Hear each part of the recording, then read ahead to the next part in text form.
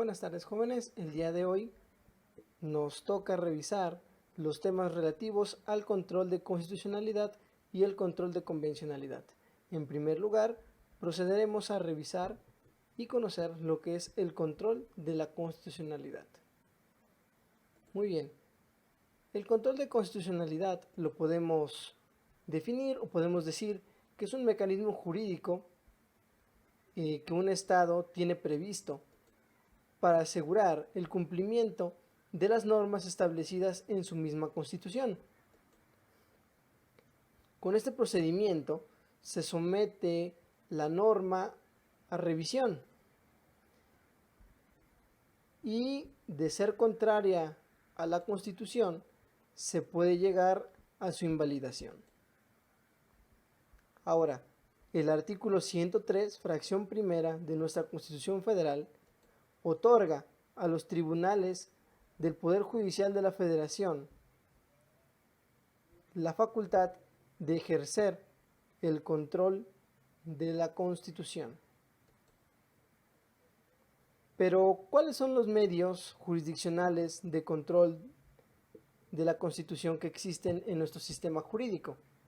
En primer lugar, y el que más conocemos y el más eficiente, es, claro, el juicio de amparo. El juicio de amparo lo podemos definir como el medio legal establecido desde la Constitución Federal que prevé la protección del gobernado frente a las leyes o los actos de la autoridad que violen sus derechos humanos y las garantías individuales. Su finalidad es la restitución en el pleno goce de sus derechos al gobernado justo antes de que la ley o el acto que le afectó los menoscabaran. ¿En qué artículos vamos a encontrar esto? En el 103 y el 107 de nuestra Constitución. El siguiente medio de control jurisdiccional es la controversia constitucional. La controversia constitucional son los juicios en donde se resuelven controversias en las que se enfrentan dos órganos del poder público, ya sea del mismo nivel de gobierno, como por ejemplo un presidente que demande a la Cámara de Senadores, o de diferentes niveles de gobierno, como por ejemplo puede ser un presidente municipal que demanda al presidente de la República.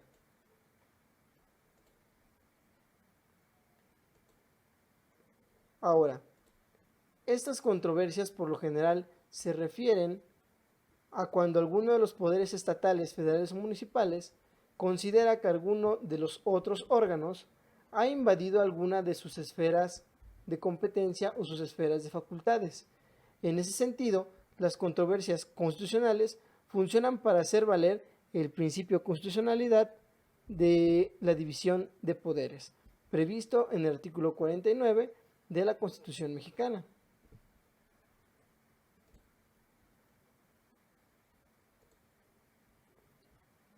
Ahora, esta acción se fundamenta en el artículo 105, fracción primera, de nuestra Carta Magna, el cual establece que el supremo poder de la Federación se divide en legislativo, ejecutivo y judicial.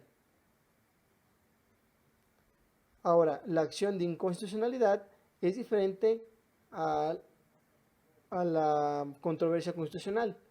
La acción de inconstitucionalidad la podemos definir como se encuentra fundamentada en el artículo 105, fracción segunda de nuestra Constitución, en donde la podemos definir como los efectos que tiene. Los efectos de la declaración de inconstitucionalidad de una norma o ley consisten en que dicha norma no podrá volver a tener vigencia ni aplicársele a persona alguna. Esto significa que las sentencias dictadas en las acciones de inconstitucionalidad tienen efectos generales, siempre que la resolución se apruebe por el voto de 8 o más de sus ministros.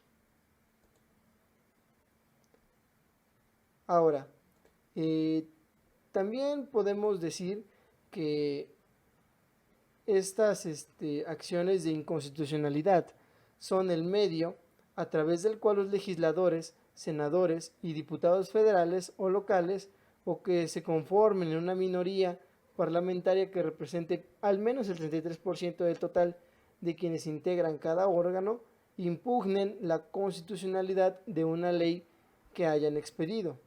Las acciones de inconstitucionalidad son entonces un instrumento de control de la Constitución que permite proteger el punto de vista de las minorías que se encuentren en algún órgano del poder legislativo.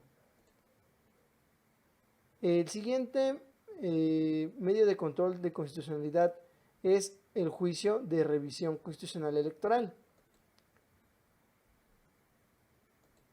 Este procedimiento es un juicio en donde se impugnan actos o resoluciones de autoridades electorales estatales que organizan y califican los comicios electorales locales, siempre que se cumplan con los requisitos establecidos en el artículo 86 de la Ley General del Sistema de Medios de Impugnación en materia electoral. El principal objetivo de este procedimiento es asegurar que se cumplan los requisitos de la debida y sana contienda electoral y establecer lo que se denomina un piso parejo para todas las fuerzas políticas. Y el siguiente y último es el juicio para la protección de los derechos político-electorales de los ciudadanos. Recordemos que los derechos civiles y políticos son derechos de primera generación y por lo tanto derechos fundamentales actualmente.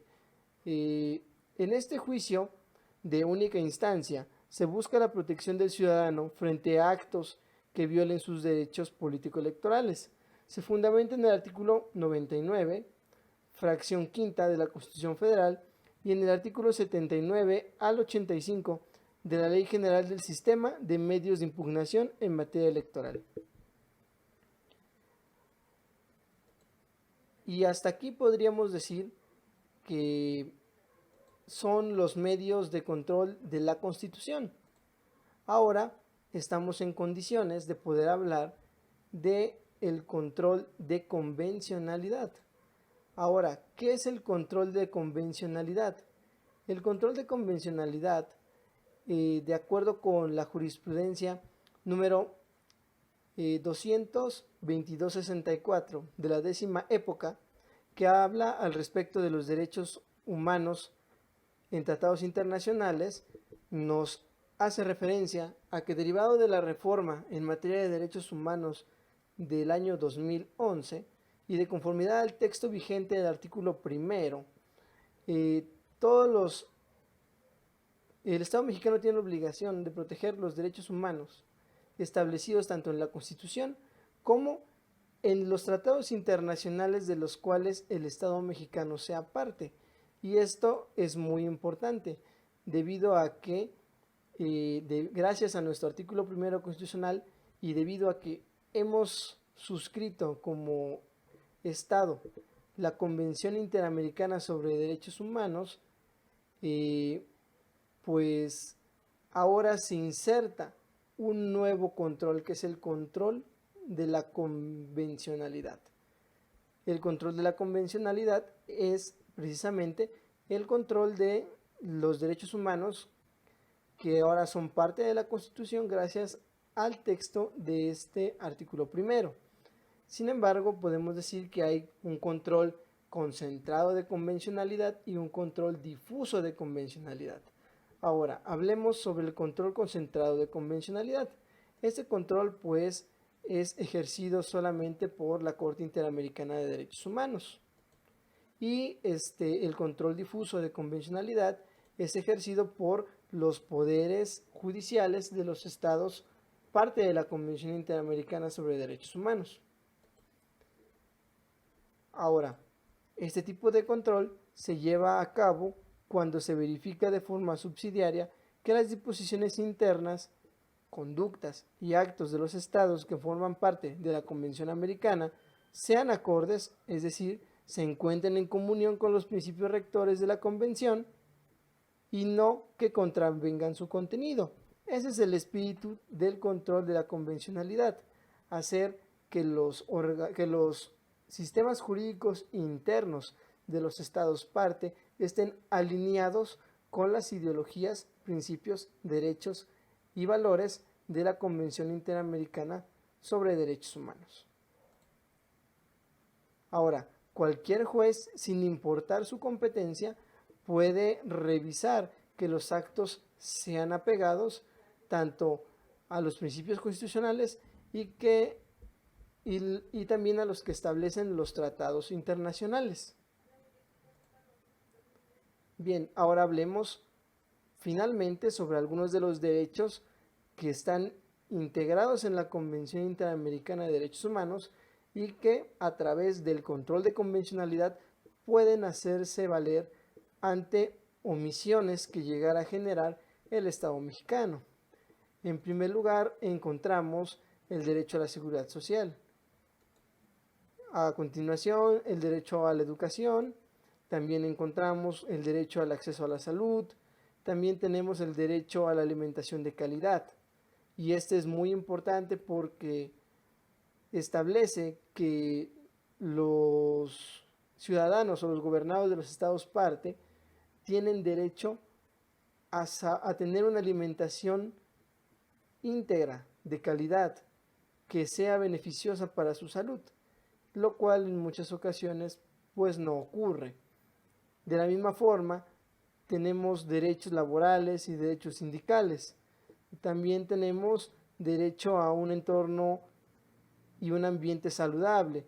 Aquí esto ya es una especie de derecho de tercera generación que habla del derecho de las personas a la ecología, a las políticas ambientales, a un entorno no contaminado. Y aquí es donde los estados parte deben de valorarlo, debido a que, por ejemplo, grandes proyectos estructurales podrían poner en entredicho este derecho internacional que a través del artículo primero se establece en favor de los gobernados del Estado mexicano. También podemos mencionar el derecho al acceso a la cultura y la identidad, y ese también es muy importante debido a que constituye el derecho de las personas tanto a su cultura, su nacionalidad y el acceso a aquellos servicios que puedan brindarles cultura sobre su identidad, su pueblo, su religión, cultura y nación. Y con esto, jóvenes, podemos dar por generalmente y muy brevemente tocado lo que es el control de la constitucionalidad y el control de la convencionalidad. Anexo a este video se encontrarán dos artículos que van a complementar más a fondo lo que ya se tocó aquí en este video. Sin más que agregar, solamente decir que hay que cuidarse mucho, jóvenes. Esperemos que la situación mejore en el corto plazo. Estudien mucho, prepárense y espero verlos muy pronto. Buenas tardes y hasta la próxima.